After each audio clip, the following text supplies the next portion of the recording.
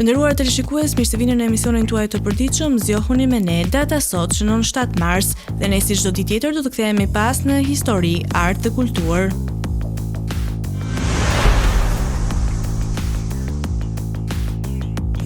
Do të vëmë ngjarjet më të rëndësishme të datës 7 mars, do të themi në vitin 1887, kur në qytetin e Korçës u hap për herë të parë mësimtorja shqipe, duke shënuar një hap të madh për arsimin dhe kulturën shqiptare.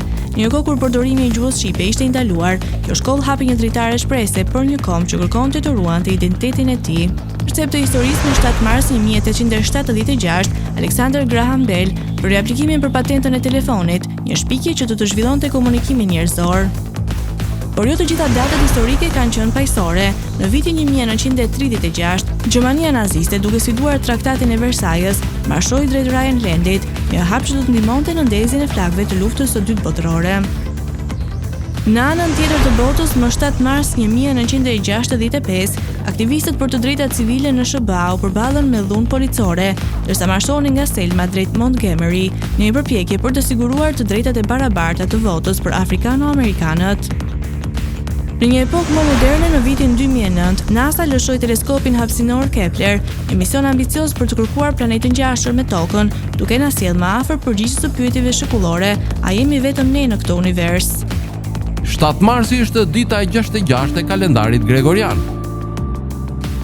Kështu që deri në fund të vitit kanë mbetur edhe 298 ditë. Ngjarje. 1876. Alexander Graham Bell fitoi patentën për zbulimin e telefonit. 1887. Hapet mësimtorja e parë në gjuhën shqipe në Korçë. 1911. Revolucioni në Meksik. 1914. Princ Vidi arriti në Shqipëri për të filluar udhëheqjen e vendit. 1918. Finlanda krijoi aleancë me Gjermaninë. 1969.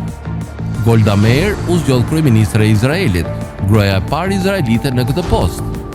2006. Apple Inc. fitoi patentën për iPodin.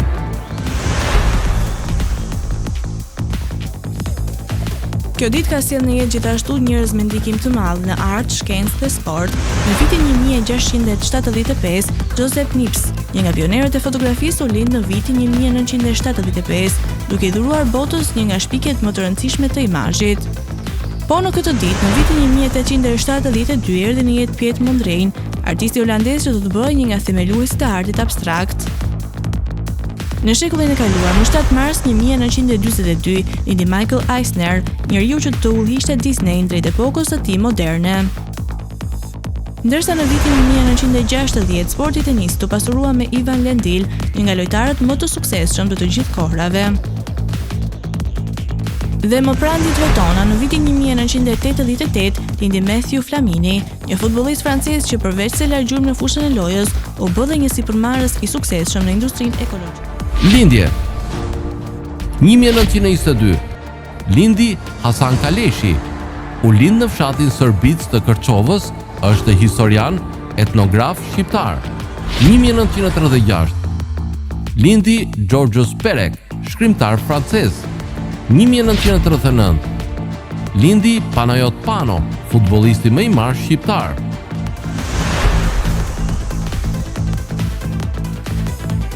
Kjo ditë ka shënuar gjithashtu dhe humbje në histori, dhe më 7 mars të vitit 322 para erës son, bota humbi një nga mendimtarët më të mëdhenj të gjithë kohrave, Aristotelin, filozofin grek që ndikoi në shkencë, etikë dhe politikë.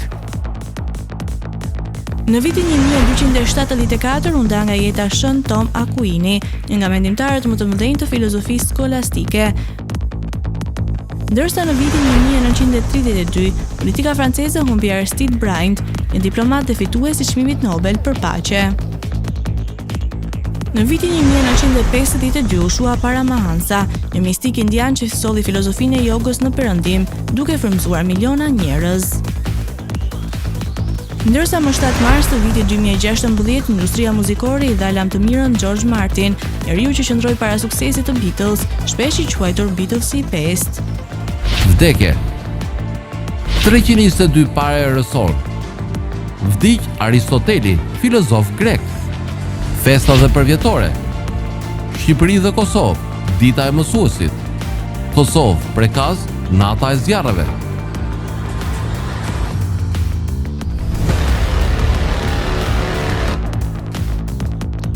Tani u ftoj të ndiqni rubrikën Ne dhe shëndeti.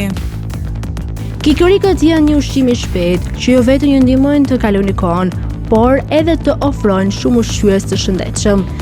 Ato janë të pasur me vitamina dhe minerale, të pasur me vitaminë B5. Vitamina B5 bën një punë të mrekullueshme në mbrojtjen e funksioneve të zemrës. Ajo rregullon nivelin e kolesterolit dhe mban në kontroll tensionin e gjakut. Vitamina B5 sintetizon shumë përbërës organik të rëndësishëm për trupin e njeriut. Ajo është e rëndësishme për formimin e yndyrnave, proteinave, karbohidrateve, aminoacideve dhe antibiotikëve. Kjo vitamin stimulon gjithashtu hormonet e veshkave. Kikërikët janë të pasur me kalcium që ndihmojnë për forcimin e kockave dhe hekur që ndihmon kundër anemisë. Vetije shëndetësore të kikërikëve. Kikërikët përmbajnë sasi të madhe proteinash.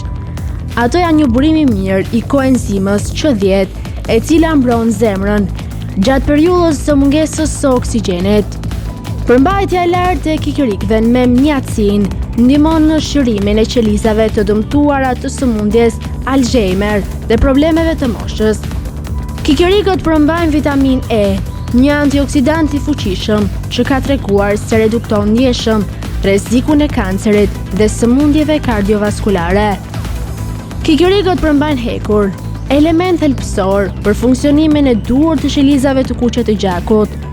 Ato janë të pasura me kalcium që ndihmojnë për forcimin e kockave. Studimet tregojnë se duke shtuar qoftë shumë pak kikërik në dietën tuaj, mund të zvogëloni kolesterolin e keq me 14%. Kikërikët përmbajnë fibra që ndihmojnë për të ulur rrezikun e kancerit të zorrës së trash. Studimet kanë treguar se konsumimi i kikërikut për mëngjes ndihmon të balancojë nivelin e sheqerit në gjak gjatë ditës, edhe pas konsumimit të një dreke të pasur në karbohidrate. Nxit fuqinë e memorjes. Kikëriku është ushqim i trurit. Studime të ndryshme kanë treguar se vitamina B3 e gjendur te kikëriku ofron shumë përfitime shëndetësore, përfshirë këtu dhe funksionimin më të mirë të trurit dhe nxit fuqizimin e memorjes. Yndyrna të shëndetshme. Kikërikët janë të pasura me lëndë ushqyese dhe yndyrna të shëndetshme, të cilat ndikojnë pozitivisht në organizmin ton. Ato përmbajnë vitaminë E, A, B3, B6, minerale si hekur, kalium, kalcium, magnez, jod, si dhe përmbajnë dhe 35% triptofan. I njohur si një delikatesë luksoze e detit, havjari ka varietete të ndryshme të peshkut. Ngjyra dhe madhësia e tij ndryshojnë në varësi të llojit. Në mënyrë tipike, duket si perla të vogla me ngjyra që variojnë nga e shile zbet në të zezë. Është një central elektrik ushqyes. Edhe kur shërbehet në sasi të vogla, havjari krenohet me një profil mbreslënës ushqyes. Ai përmban proteina, yndyrna, karbohidrate, vitaminë B12, selen, hekur, natrium. Vitamina B12 është thelbësore për zhvillimin dhe funksionimin e sistemit nervor të duhur, si dhe prodhimin e ADN-s dhe qelizave të kuqe të gjakut. Një porcion i vetëm havjar siguron gjithashtu sasi të vogla të kalciumit dhe vitaminave A, D dhe E. Së fundmi, havjari është një burim i shkëlqyer i acideve yndyrore omega 3. Ai mund të zvogëlojë shenjat e plagjes së lëkurës. Duke qenë se është i pasur me acide yndyrore omega 3, havjari është studiuar për përfitimet shëndetësore të lëkurës. Një studim i fundit sugjeroi që nga ekstrakti i havjarit mund të stimulojnë apoptocitet ose qelizat yndyrore për të prodhuar adiponektin.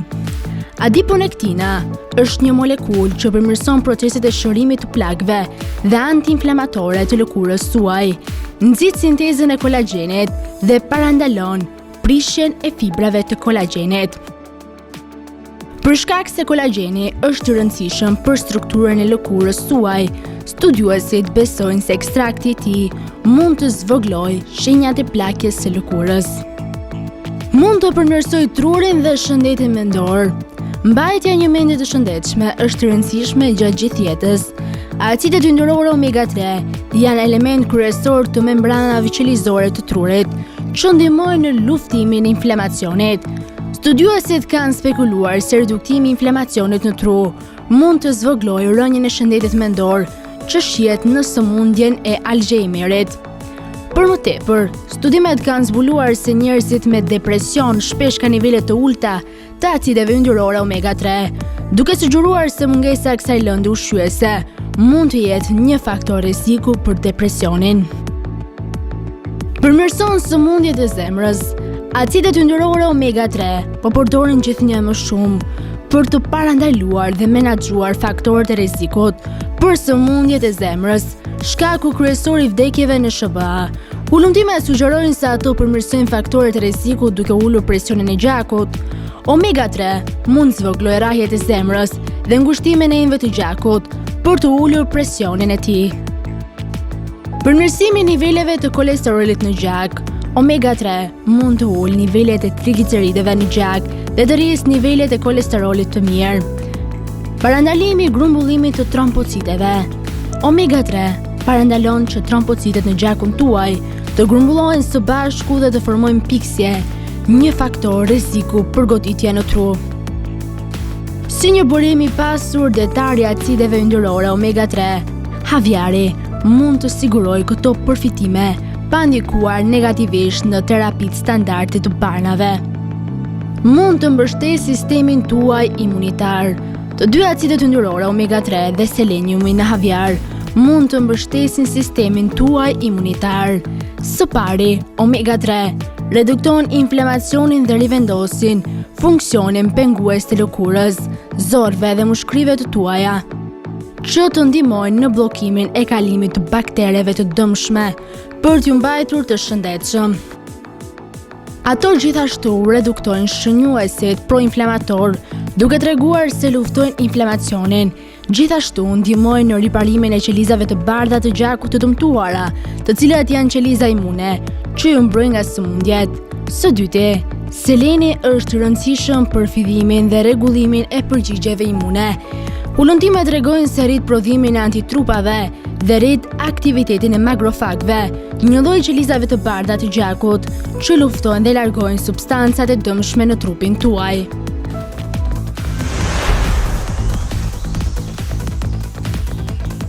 Për biografinë e sotme do të flasim për producentin që i dha tingull Beatlesve. Një ditë pranvere të vitit 1926, më 3 janar në Londër, lindi një djalë që do të ndryshonte përgjithmonë botën e muzikës. Emri i tij ishte George Henry Martin, dhe megjithëse askush në atë kohë nuk mund ta imagjinonte ai do të bëhej arkitekti i tingullit të një prej grupeve më të mëdha në histori, The Beatles. George u rrit në një familje modeste, por me një dashuri të madhe për muzikën. Si fëmijë, u tërheq nga tingujt e pianos dhe ëndërronte të krijonte muzikë të bukur. Pas luftës së dytë botërore, ai studioi në Guildhall School of Music, u specializua në kompozim dhe orkestrion. Me një talent të spikatur dhe një vëmendje të hollë për detajet, ai e kuptoi shpejt se ardhmja e tij ishte në botën e muzikës. Në vitet 50, George Martin ju bashkua EMI Records dhe filloi të punonte për etiketën e saj Parlophone, fillimisht duke prodhuar muzikë humoristike dhe klasike. Ai kishte një ndjeshmëri të veçantë për eksperimentimin me tingujt dhe orkestrionin, që e bënte atë të dallonte nga producentët e tjerë të kohës. Fati i tij ndryshoi përgjithmonë në vitin 1962, ku një grup i ri nga Liverpool, The Beatles, ju prezantua në studiot e EMI. George Martin nuk ishte fillimisht i bindur për vokalin e tyre, por diçka me energjinë dhe karizmën e grupit e bëri të rrezikonte. Pasi dëgjoi, ai u pajtua të punonte me ta dhe ky bashkëpunim do rezultonte në një nga historitë më të mëdha të suksesit në muzikë. George Martin nuk ishte vetëm një producent për The Beatles, ai ishte një mentor, një eksperimentues i guximshëm dhe një mik i besuar. Ai ndihmoi të zhvillonin tingullin e tyre duke shtuar elemente orkestrale, efekte të reja dhe inovacione që asaj kohe ishin revolucionare. Ishte ai që solli idenë e përdorimit të instrumenteve klasik në muzikën rock, duke krijuar një sintezë mes botës së muzikës pop dhe asaj simfonike. Kjo e bëri The Beatles jo vetëm një grup të famshëm, por një forcë novatore që e ndryshoi rrjedhën e muzikës moderne. Pas përbërjes të grupit në vitin 1970, George Martin vazhdoi të punonte me artistë të tjerë të mëdhenj, duke përfshirë Elton John, Celine Dion, Jeff Beck dhe shumë të tjerë. Ai gjithashtu kompozoi muzikë për filma dhe projekte të ndryshme televizive, duke treguar se talenti i tij shtrihej përtej një grupi të vetëm. Në vitin 1997, ai ishte producenti i versionit The Candle in the Wind të Elton John, kënga dedikuar princeshës Diana, e cila u bë një nga singullat më të shitur të gjithë kohërave. Për dekada me radhë, George Martin u njoh si Beatles i pestë, e titull që ai e mbante me modesti, duke theksuar se nëritja e suksesit i takonte grupit. Megjithatë, pa vizionin e tij, tingulli i The Beatles nuk do të kishte qenë aq magjik. Ai u largua nga kjo botë më 7 mars të vitit 2016, duke lënë pas një trashëgimi të pashlyeshme në historinë e muzikës.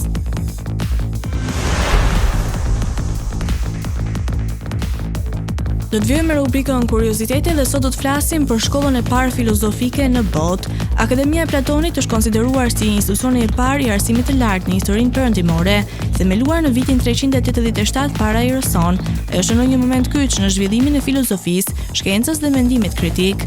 Kjo akademi, e cila ndodhej në Athinë, nuk ishte vetëm një shkollë ku mësoi filozofia, por një qendër e vërtet studimore ku nxënësit zhvillonin debate, studionin astronominë, matematikën dhe politikën, si dhe eksploronin natyrën e realitetit dhe etikës. Platoni, një nga filozofët më të mëdhenj të gjithë kohërave, ishte nxënës i Sokratit dhe një mendimtar që kërkonte të krijonte një sistem filozofik të bazuar në arsyetim dhe ide.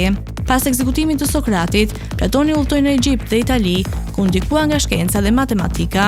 Këto njohuri solli me vete kur themeloi Akademinë në Athinë, një institucion ku studentët mësonin në mënyrë të hapur dhe zhvillonin mendimin kritik. Në hyrje të akademinë, sipas legjendës, shkruhej: "Askush mos hyjë në akademi nëse nuk di gjeometri." Kjo frazë reflekton të rëndësinë që Platoni jepte matematikës dhe logjikës si bazë për të kuptuar filozofinë dhe natyrën e realitetit. Një nga studentët më të njohur të akademisë ishte Aristoteli, i cili studioi aty për rreth 20 vjet. Aristoteli më vonë themeloi shkollën e tij, liceun, dhe krijoi një sistem filozofik që do të ndikonte mendimin perëndimor për shekuj me radhë. Ndërsa Platoni fokusohej tek bota e ideve dhe realiteti metafizik, Aristoteli ishte më praktik dhe i bazuar në vëzhgimin empirik, duke u bërë një nga mendimtarët më të mëdhenj të historisë. Ndërkohë kemi përgatitur për ju biografinë e Artiola Toskës, e cila është një këngëtare mjaft e njohur shqiptare. Ajo ka lindur më 25 shkurt të vitit 1975 në Tiranë. Ajo është një këngëtare dhe autore këngësh shumë e njohur. Është një ndër këngëtarët më të suksesshme të muzikës popullore shqiptare. E nisi karrierën në moshë fare të vogël dhe sot është një ndër emrat më të njohur të muzikës popullore në trevat shqiptare dhe është nderuar me titull Mjeshtri i Madh nga Presidenti i Republikës. Gjatë karrierës së saj numërohen 6 albume dhe 6 koncerte recitale. Ndërkohë, gjatë karrierës së saj ka qenë pjesëmarrëse në koncerte kudo në trevat shqiptare dhe në diasporë. Ka qenë gjithashtu në SBA, Australi, Itali, Francë dhe më gjërë.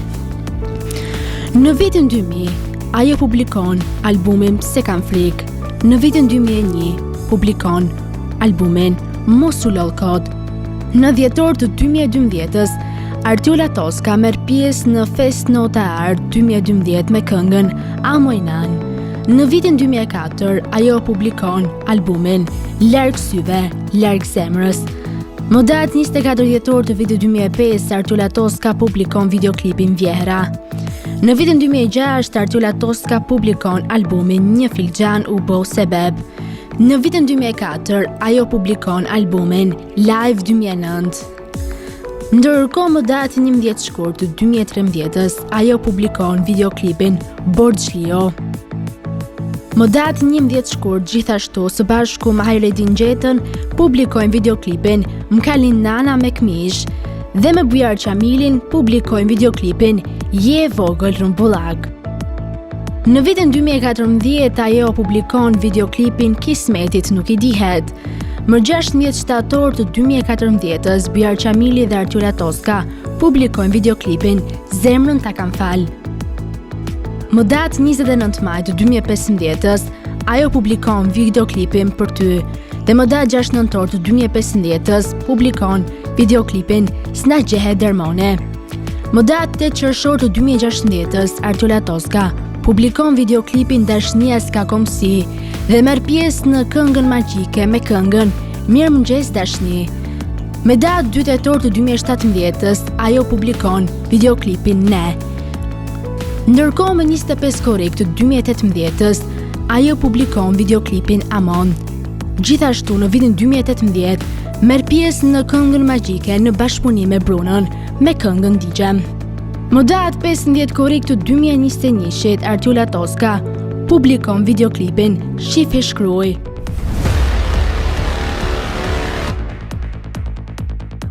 Tani u ftoi të ndiqni parashikimin e motit për territorin shqiptar.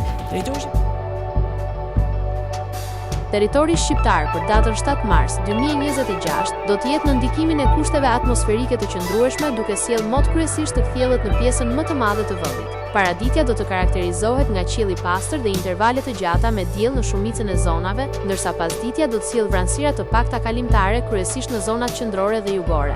Temperatura minimale pritet të zbresë deri në 4 gradë Celsius, ndërsa ajo maksimale do të arrijë deri në 18 gradë Celsius. Gjatë ditës priten rreth 7 deri në 9 orë me diell.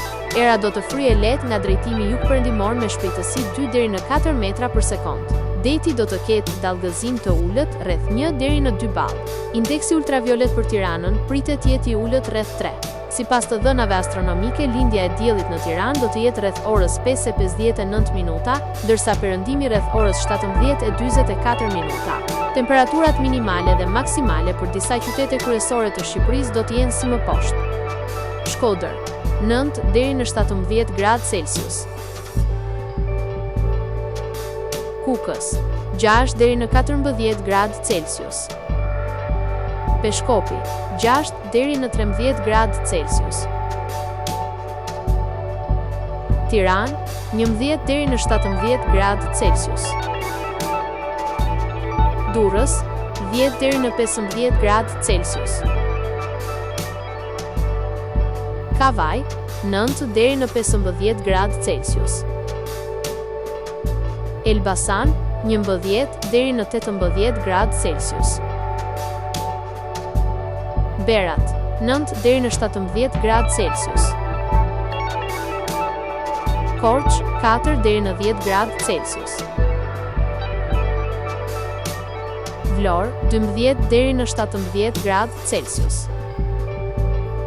Gjirokastër, 9 deri në 16 gradë Celsius. Sarand, 11 deri në 17 gradë Celsius. Tani u ftoi të ndiqni parashikimin e motit për territorin e Kosovës. Territori i Kosovës për datën 7 mars 2026 do të karakterizohet nga mot relativisht i qëndrueshëm me alternime mes diellit dhe vranësirave të pakta. Paraditja do të jetë kryesisht me vranësira të pjeshme, ndërsa në disa zona do të ketë intervale me diell. Pasditja vijon me mot të qetë dhe të qëndrueshëm. Temperatura minimale pritet të zbresë deri në 0 gradë Celsius, ndërsa ajo maksimale do të arrijë deri në 15 gradë Celsius. Era do të fryejë lehtë nga drejtimi perëndimor me shpejtësi 2 deri në 4 metra për sekond. Indeksi ultraviolet për Prishtinën pritet të jetë i ulët rreth 3. Sipas të dhënave astronomike, lindja e diellit në Prishtinë do të jetë rreth orës 5:55 minuta, ndërsa perëndimi rreth orës 17:38 minuta. Temperaturat minimale dhe maksimale për disa qytete kryesore të Kosovës do të jenë si më poshtë. Mitrovica, 3 deri në 14 gradë Celsius. Podujev, 2 deri në 14 gradë Celsius. Skënderaj, 0 deri në 14 gradë Celsius. Pej, 5 deri në 12 gradë Celsius. Prishtinë, 3 deri në 14 gradë Celsius. Gjakov, 4 deri në 15 gradë Celsius. Malishe, 4 deri në 14 gradë Celsius. Gjilan, 1 deri në 15 gradë Celsius. Ferizaj, 3 deri në 15 gradë Celsius. Kaçanik, 4 deri në 14 gradë Celsius. Suharek, 4 deri në 15 gradë Celsius. Prizren, 4 deri në 14 gradë Celsius. Nderuar teleshikues, kemi arritur në fund të emisionit edhe për ditën e sotme. Bashkë të ndryshimi sërish nesër në potën njëjtënor. Deri atëherë, miru takofshim.